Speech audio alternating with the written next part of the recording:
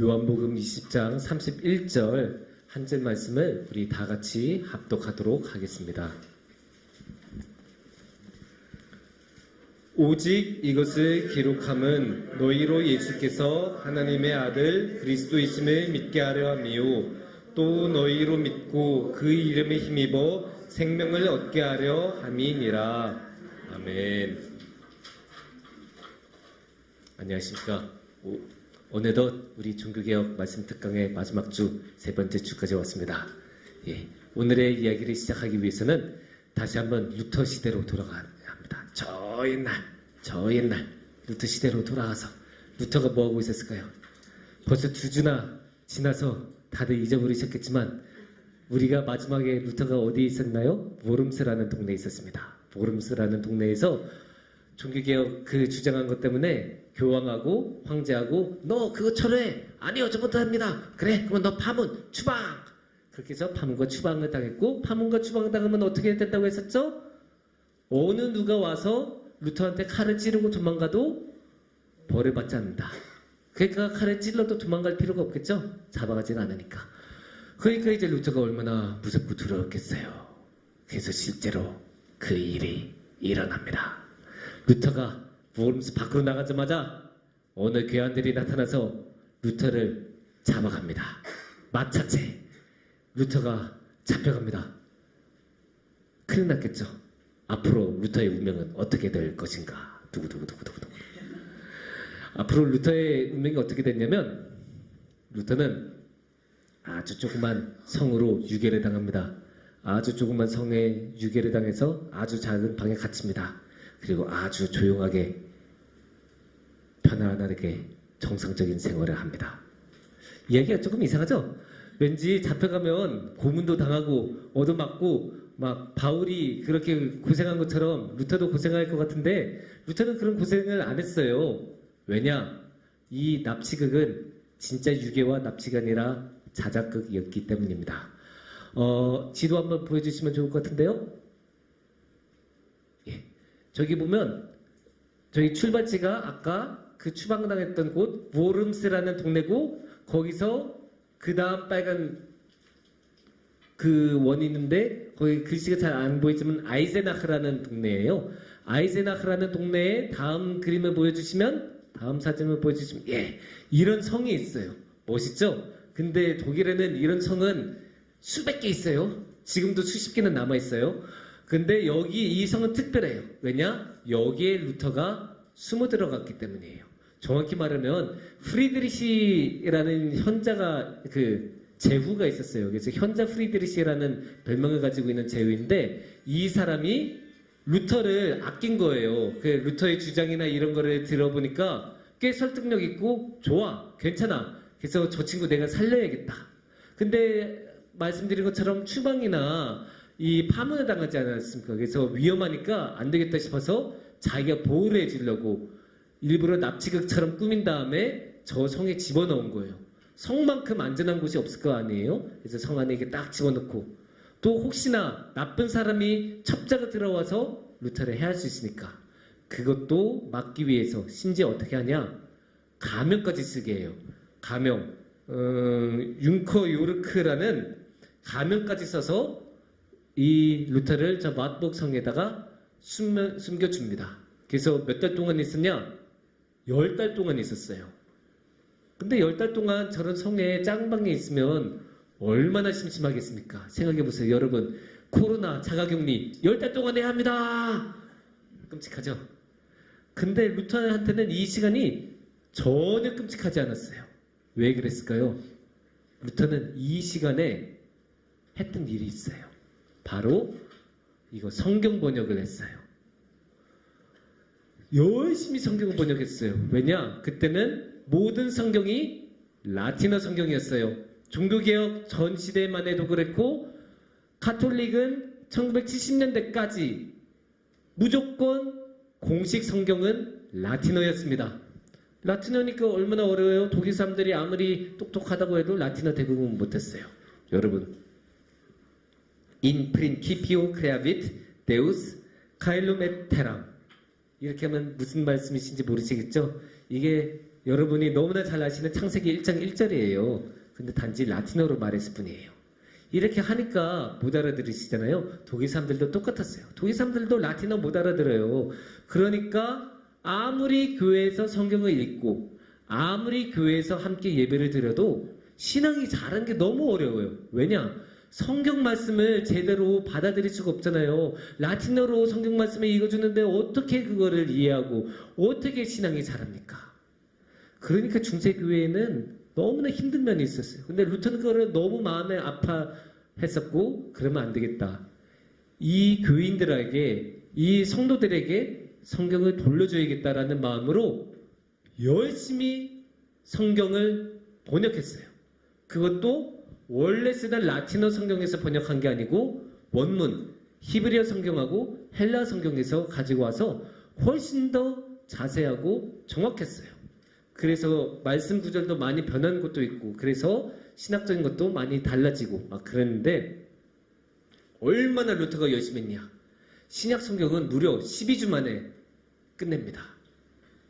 워낙에 이제 루터가 똑똑하기도 하고 성경을 많이 그전에도 읽었고 교수로도 가르쳤고 익숙하고 언어도 잘하고 하지만 무엇보다 성령님이 도와주셨으니까 그래서 열심히 성경을 번역해서 성도님들이 교회에서 예배에서 쓸 수 있게 그렇게 루터가 10달 동안 만들어냅니다. 근데 여기서 또 중요한 게 있었어요. 왜 성경이 그렇게 종교개혁에서 필요했냐? 그거 조금 이따가요. 왜 그렇게 중요했냐? 원래 중세교회에서 카톨릭 교회에서는 중심 최고가 누구였다고 했죠? 맞아요.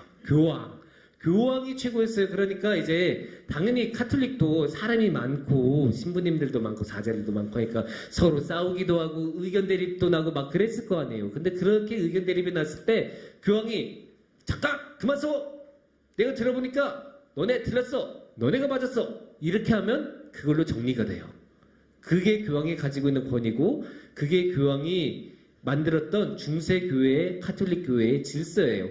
그런데 개신교에서는 이거를 거부하지 않습니까? 교황의 권위를 거부하고 하나님만 따르겠다. 우리 지난번에 기억나죠? 하나님하고 우리하고 인간하고 예수님하고 인간하고 직거래하겠다. 그게 종교개혁이었잖아요. 그러니까 교황이 없어요. 그러면 개신교에서는 그렇게 중심으로 교통정리를 해줄 사람이 없어지는 거예요. 그러면 어떻게 하겠습니까? 안 되겠다. 우리도 뭔가를 삼아야 되지 않겠어요? 개신교에서도 서로 의견 대립도 있고 싸우기도 할 텐데 그래서 가지고 온 게 성경책입니다.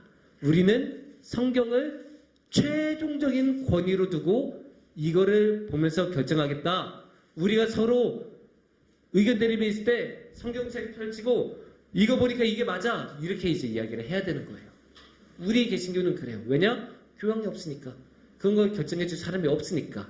그게 우리 개신교가 가지고 있는 성경에 대한 관점이고 그래서 오직 성경이라고 우리는 이 종교개혁에서는 개신교에서는 너무나 성경을 소중하게 여깁니다. 그 차이가 사실 카톨릭하고는 있어요. 카톨릭도 물론 성경을 소중하게 여기지만 우리 개신교만큼 소중하게 여기지는 않아요. 그렇게 개신교만큼 열심히 성경 읽지도 않아요. 왜냐?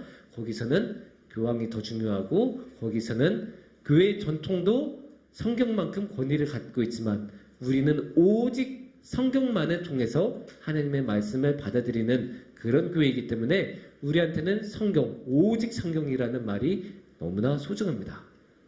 근데 여기서 우리는 아주 중요한 질문을 꼭 던져야 돼요. 왜냐? 우리한테 성경이 그만큼 중요하니까.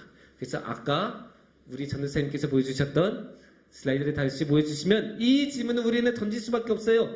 우리는 왜 성경을 읽을까요? 이게 근원적인 질문이죠. 질문 중에서도 질문. 왜 우리가 이 성경 읽어보면 진짜 읽는 것도 어렵고 또 말투도 완전 옛날 말투고 시대도 2000년도 넘었고 장소도 우리가 사는 데서 몇천 킬로미터 떨어진 그곳에서 일어났던 일들의 이야기를 왜 우리는 이 성경을 통해서 읽어야 할까요? 이 질문은 우리는 한번 던져볼 필요가 있어요. 왜 우리는 그러면 읽을까요? 어떤 사람들은 이렇게 말해요. 하나님의 이야기가 써져 있으니까 우리는 성경을 읽어야 합니다. 틀린 말은 아니지만 그러면 저기서 이슬람 친구가 와요. 아니 여기 구란에도 하나님이 나옵니다. 그리고 저기 또 힌두교 인도 친구가 딱 와서 아니 여기 바가바드 기타에도 신의 이야기가 얼마나 많이 나오는데요. 크리슈나도 나오고 비슈누도 나오고 너무나 많이 나옵니다. 그렇게 말하면 여러분 뭐라고 말씀하시겠습니까? 할 말이 없지 않습니까? 다 자기 신이 진짜라고 이야기하는데 그것만 가지고는 우리가 무슨 설명이 안 되겠죠. 서로 싸울 수밖에 없어요. 그거는. 그리고 어떤 사람은 성경에는 참된 진리가 있습니다 라고 하는데 이 진리라고 하는 것도 아까 이슬람 친구도 진리라고 말할 거고 바가바드 기타를 읽던 힌두교 친구도 진리라고 말할 거고 심지어 수학책에도 진리가 담겨 있다고 할 수 있죠. 왜냐하면 수학에는 계속 거짓은 없잖아요. 참이잖아요. 거기 나온 증명이나 그런 것들이. 그러면 진리만으로도 우리는 그거를 설득하는 게 어려워요. 또 어떤 사람은 살아있는 말씀이다. 하나님의 말씀은 살아있다. 물론 우리는 성경이 하나님의 말씀이고 하나님의 말씀으로서 살아있는 말씀이란 거 다들 경험하시고 체험하셨을 거예요. 그런데 이슬람 친구들도 쿠란이 자신 안에 살아있다고 말해요. 불교 친구들도 그 경전이 달다 외우면서 자기 몸 안에 완전히 체화가 됐대요. 그런 다른 이야기들을 계속 듣다 보면 우리는 이 성경이 절대적으로 중요하다는 것을 어떻게 이야기를 할 수 있을까? 다시 한번 생각해 봐야 돼요. 왜냐? 이게 이런 거를 가지고 이게 여러분들이 오해하시면 안 되는 게 제가 이렇게 계속 딴지를 거는 것처럼 말을 한다고 해서 제가 성경의 권위를 의심하는 거 아니에요. 저 너무나 성경을 사랑하고 성경만이 참된 진리이고 그런 거 저도 다 생각하고 고백합니다. 저는 신학 20년 동안 공부하면서 한 번도 성경 없이는 신학을 할 수 있다고 생각해 본 적이 없어요. 그런데 왜 이런 질문을 여러분들한테 계속 드리냐? 간단해요. 두 가지 이유가 있는데 첫 번째, 이단들이 이런 거 가지고 공격을 해요. 꼭 이단들, 무신론자들이 야! 성경 틀렸어! 니네가 성경 가지고 소중하다고 말한 거 딴 데도 다 있어! 야! 성경 여기 보면 잘못된 거 나와! 이렇게 말을 하니까 우리가 그런 질문에 대해서 당황하지 않고 방어하고 우리의 그 소중한 성경을 지켜내기 위해서는 우리가 이런 질문에 미리 훈련을 받고 준비가 되어 있어야 합니다. 또 한 가지는 우리가 정말로 참된 그 기준을 삼고 성경을 왜 중요하냐를 이상한 데에서 이유를 찾지 않고 정말 제대로 된 곳에서 이유를 우리가 찾아야 그래야 우리도 성경을 제대로 읽을 수 있습니다. 그래서 우리가 이 성경을 왜 읽는가라는 질문을 제대로 생각해보고 깊이 고민해 볼 필요가 있습니다. 그러면 여기서 정답을 공개를 해야겠죠? 왜 우리는 성경을 읽어야 할까요? 그러면 여기서 다시 한번 우리 종교개혁의 네 가지 원리가 있었죠? 그 네 가지 원리가 뭐였을까요? 예, 여기 있습니다. 오직 그리스도, 오직 은혜, 오직 믿음, 오직 성경. 너무 좋으니까 한 번 더 읽을게요. 오직 그리스도, 오직 은혜, 오직 믿음, 오직 성경. 여기서 사실 나머지 세 개는 오직 그리스도를 제대로 표현하기 위한 서브, 보조 그런 개념이고 진짜는 오직 그리스도예요. 그러면 왜 성경인가라는 질문을 어떻게 대답할 수 있을까요? 예수님 때문에. 다른 이유 없어요. 우리는 예수님을 알기 위해서 성경책을 읽는 거고 성경 외에는 아니 성경만큼 예수님에 대해서 자세하게 정확하게 믿을만하게 쓴 책은 없어요. 아무리 읽어봐도 이 성경책만큼 예수님의 이야기를 많이 쓴 곳도 없고 이 예수님만큼 이 성경만큼 예수님에 대해서 자세하게 쓴 그런 책은 없습니다. 물론 어떤 분은 이야기하실 거예요. 근데 목사님 쿠란에도 예수님이 나온다는데요? 예, 쿠란에 그 이슬람교에서 쓰는 쿠란에도 분명히 예수님은 나와요. 그럼에도 불구하고 저는 확신을 가지고 말씀을 드릴 수 있어요. 쿠란보다는 성경이 예수님에 대해서 더 자세하고 정확해요. 왜냐? 쿠란은 예수님이 그 활동하신 다음에 몇백 년 뒤에 쓰여진 책이에요. 근데 우리 성경은 몇십 년, 해봤자 한 세대, 두 세대. 예수님을 직접 만났던 사람들, 또 예수님을 직접 만났던 사람들이 썼던 책이에요. 그런 책이 정확하겠습니까? 몇백 년 뒤에 쓴 책이 정확하겠습니까? 당연히 성경이 정확할 수밖에 없어요. 그러니까 그런 쿨안에 예수님이 나왔다라는 말은 옆으로 제쳐주셔도 괜찮아요. 성경이 훨씬 정확해요. 또 어떤 분은 이렇게 말할 수 있어요. 그런데 구약 성경에는 예수님이 안 나오지 않습니까? 당연히 예수님이 안 나와요. 근데 종교개혁가들 당연히 그런 거 생각했어요. 종교개혁가들은 뭐라고 하냐? 결국 구약 성경도 다 예수님을 바라보면서 쓴 책이다. 예수님에 대한 예언이고 예수님이 오시는 것을 기대하고 예수님을 열렬히 사랑하면서 쓴 책이다. 그렇게 구약 성경에 대해서 이야기하고, 그러면 신약 성경은 구약 성경을 엄청나게 많이 인용하고 구약 성경을 염두에 두고 쓴 책이에요. 그러니까 구약 성경이 예수님을 바라보고 썼다면 신약 성경은 이 예수님을 바라보고 쓴 책을 인용한 책이니까 당연히 신약 성경도 예수님을 바라보고. 그러면 어떻게 돼요? 구약도 신약도 성경 전체가 예수님만 바라보고 쓴 책이에요. 이게 결과가 어떻게 되겠어요? 오직 예수님. 우리가 성경을 읽는 이유는 오직 예수님이에요. 우리가 성경을 아무리 100번 읽어도 우리가 예수님을 향한 마음이 없으면 그거 제대로 읽었다고 할 수 있겠습니까? 우리가 아무리 성경을 자세하게 읽고 열심히 읽어도 예수님을 만나려고 읽는 것이 아니라 그냥 자기가 지금 상황에서 어떻게 모면해 보려고 그런 식으로 읽고 그냥 자기가 좋아하는 구절 찾아보려고 하고, 그런 게 진짜이겠습니까? 아니에요. 예수님을 찾으려고 우리는 성경을 읽어야 돼요. 물론 그런 식으로도 읽을 수도 있고 다른 방식으로도 읽을 수도 있고, 또 저는 신학 공부를 하다 보면 어쩔 수 없이 연구적인 의미에서 읽어야 될 때도 있어요. 그럴 때 정말로 은혜 안 돼요. 정말 그냥 말 뜻 하나하나 찾기 위해서 그렇게 읽어야 되는 그런 순간도 있어요. 하지만 진짜로 성경을 성경답게, 말씀을 말씀답게 읽는 방법은 딱 하나, 예수님. 예수님을 만나기 위해서 읽는 거예요. 근데 이렇게 예수님에 관해서 우리는 열심히 읽는데 그거 목사님만의 주장 아닙니까? 라고 하실 수도 있지만 아닙니다. 성경도 저의 주장을 뒷받침해 줍니다. 이거를 분명히 말씀드려야 돼요. 왜냐? 저는 교황이 아니고 우리는 개신교여서 성경에 그 기준을 두고 성경에 근거를 둬야 합니다. 그러면 성경에 어디에 제 이야기의 근거가 나올까요? 요한복음 20장 31절, 오늘의 본문 말씀을 함께 보도록 하겠습니다. 다시 한번 같이 읽어보겠습니다. 오직 이것을 기록함은 너희로 예수께서 하나님의 아들 그리스도이심을 믿게 하려 함이요 또 너희로 믿고 그 이름을 힘입어 생명을 얻게 하려 함이니라. 아멘. 왜 기록했다고 합니까? 예수님을 알게 하려.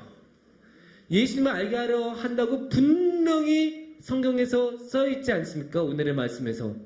이 말씀은 다르게 해석이 안 돼요. 너무나 분명하고 너무나 명확하게 썼기 때문에 그냥 성경은 예수님을 알기 위한 책이다. 그냥 예수님도 아니죠. 하나님의 아들이신 예수님, 살아계신 하나님의 아들이신 예수님을 알게 하려고 이 책은 기록이 되었다. 너무나 분명하게 밝히고 있고, 그래서 그렇게 하나님의 아들이심을 알고 우리가 구원을 받게 하려고 이 성경책을 썼다. 오늘의 말씀에서는 너무나 정확하게 말하고 있습니다. 근데 여기서 한 가지 말씀을 예방주사 차원에서 다시 한번 말씀을 드리는데, 꼭 이제 성경을 가지고 흔드는 사람들이 있어요. 성경 역사적인 사실이 아닌 게 많다. 막 그렇게 말하는 사람도 있고, 정말 그거 진짜냐? 막 물어보는 사람도 있고, 무신론자들하고 이야기하다 보면 꼭 그런 질문들 들으실 거예요. 근데 제가 여러분들한테 이 시간에 말씀드리고 싶은 거는, 어떤 책이든 이 세상에서 일어나는 일, 사실대로 1대1로 쓸 수 있는 책 없어요. 이 세상에 그런 사람, 그렇게 할 수 있는 사람 자체가 없어요. 이렇게 생각해 봅시다 한번. 여러분 야구 아시죠? 요새 한국 시리즈 하면서 한창 야구 열기가 뜨거운데 야구 경기가 요새는 모든 경기가 TV로 중계가 됩니다. 그래서 TV로 중계가 되면 모든 선수들의 일거수 일투족이 다 나오겠죠. 카메라에 다 담기니까. 심지어 중요한 장면은 슬로우 비디오로까지 다시 한번 보여줘요. 그러면 우리가 그 야구 경기 이렇게 딱 중계되는 거 보면서 기록해서 글로 쓰면 그 경기를 처음부터 끝까지 있었던 그대로 재현할 수 있을까요? 중요한 장면들은 재현할 수 있겠지만 그대로 재현하는 건 불가능해요. 왜냐? 아무리 해도 카메라에 안 담기는 구석들도 있고, 예를 들어 그 득점을 했는데 득점을 하고 환호했을 때 사람하고 실망하고 있는 사람 표정 동시에 담기 힘들어요. 또 시점한 직후에 그 쓰라린 그 좌절감이나 절망감 같은 그런 감정 카메라에 안 담기는 경우도 있어요. 그렇게 생각하면 야구 경기 있는 그대로 1대1로 다 쓰는 거 불가능합니다. 그렇게 기록 장치가 엄청나게 발전한 오늘날에도 이렇게 1대1로 다 적는 게 불가능한데, 이 옛날에 카메라도 없고 녹음기도 없는 이 옛날 2000년 전에 그게 가능했었겠습니까? 불가능해요. 그것도 그냥 예수님하고 만난 다음에 그 만난 사람의 이야기를 들은 사람들이 적었을 가능성이 높은데, 그 어떻게 예수님이 그 기적들을 다 베푸시는데 그 옆에서 다 그거 쓰고 앉아 있었겠어요? 그거 안 돼요. 그게 아니라 예수님, 옛날에 예수님이 만났을 때 그렇게 하셨더라. 그 하셨더라의 이야기들을 전해 들어서 기록된 가능성이 굉장히 높은데, 그걸 어떻게 1대1로 다 적겠습니까? 그게 안 돼요. 그래서 중요한 것들만 적어내고 중요한 것만 추리고, 정말로 이거는 신앙에 너무나 중요하고 정말로 이거는 예수님을 알아가는데 너무나 중요한 것들만 모아서 기록하고 남긴 게 우리 성경이에요. 제 말이 이상하게 들릴지는 몰라도, 또 실망하셨을지는 몰라도 성경책에도 그 이야기가 나옵니다. 어디서 나오냐? 물론 여러 군데 나오지만 가장 대표적으로 요한복음 21장 25절을 함께 보시면 좋겠습니다.